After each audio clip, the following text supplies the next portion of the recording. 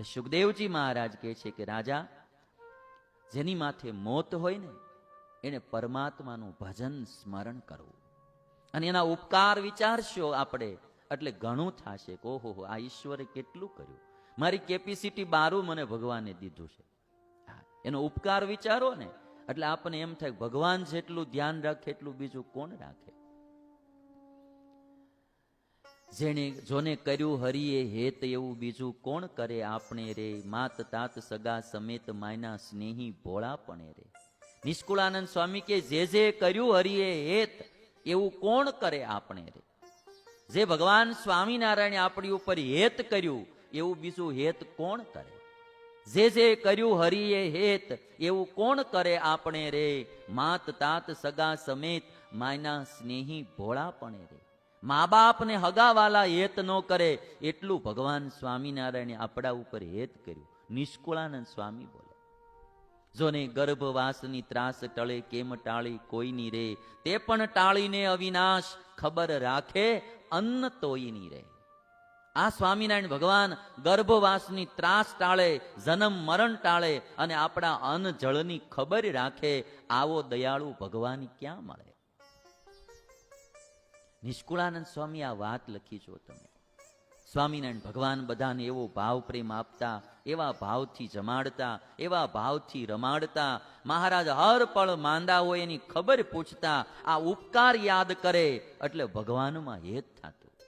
મારે ને તમારે પણ ભગવાનમાં હેત કરવું હોય તો એના આપણી ઉપર જે ઉપકારો છે એને યાદ કરવા. એક બાપા હતા ને હોસ્પિટલમાં દાખલ થયેલા અને હાર્ટમાં પ્રોબ્લેમ થઈ ગયેલો. બાયપાસ સર્જરી કરાવી. બાપાને સર્જરી થઈ ગઈ, છૂટી આપી ડોક્ટરે. 8 લાખનું બિલ થયું અને બિલ બાપાના હાથમાં ડોક્ટરે દીધું તો બાપાની આંખમાં આંસુડા આવી ગયા. ડોક્ટર સાહેબ કહે છે કે બાપા તમે મૂંઝાવમાં, એવું લાગે તો હું થોડું ઘણું ઓછું કરી દઈશ.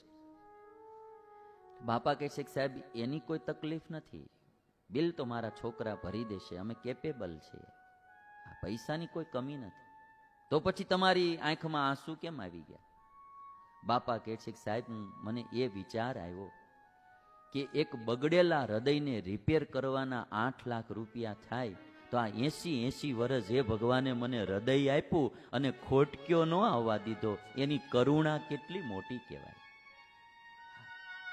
હા, એક તો હૃદય દીધું અને વળી પાછું 80 વર્ષ હારું હારું રાખ્યું. આ ભગવાનની કરુણા કેટલી કહેવાય.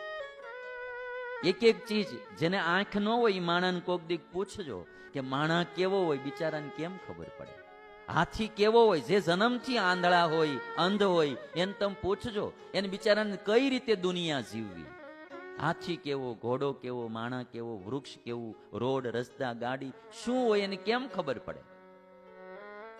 એ તો અંધને જ ખબર હોય. અંધને કોઈ એમ કે 1 કરોડ રૂપિયા હું તને આપું અને એક બાજુ કોઈ એમ કે કાં હું તને આંખ આપું ને કાં કરોડ રૂપિયા આપું, તારે શું જોઈએ છે? હું માગે ઉડોઈ, શું માગે ભાઈ? ખાલી કલ્પના કરો, આપણે જન્મથી આંધળા હોઈએ અને પછી કોઈ આપણને એમ કે તારે આંખ જોઈએ છે, કરોડ રૂપિયા જોઈએ છે, શું માગીએ? તો એ ખબર પડે માણાને કે આંખો દીધી છે એ કઈ નાની હુની ચીજ નથી. પણ હવે આપણને મફતમાં મળ્યો ને એની કોઈ કિંમત નહીં. મૂળ વાત એટલી છે, મફતમાં જે મળે એની કોઈ કિંમત નથી. આ ઈશ્વરે ઘણું બધું મને તમને દીધું છે. આ સ્વાસ્થ્ય રાખીને આ આપણા શરીરમાં આપણને ખબર ન પડે આમાં ક્યારે શું થાય.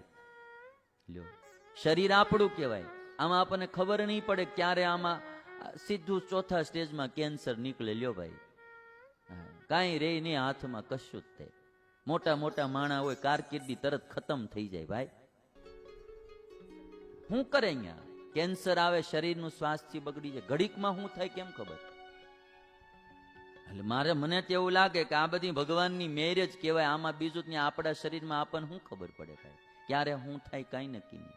સારું રાખ્યું, તમે ઘણામાં બુઝુર્ગ છો, આટલા વર્ષ ભગવાને સારું શરીર રાખ્યું ને, એ મંદિરે જઈને એને થેન્ક યુ કેવું, બાપ આટલા દી હાજો નરવો રાખ્યો.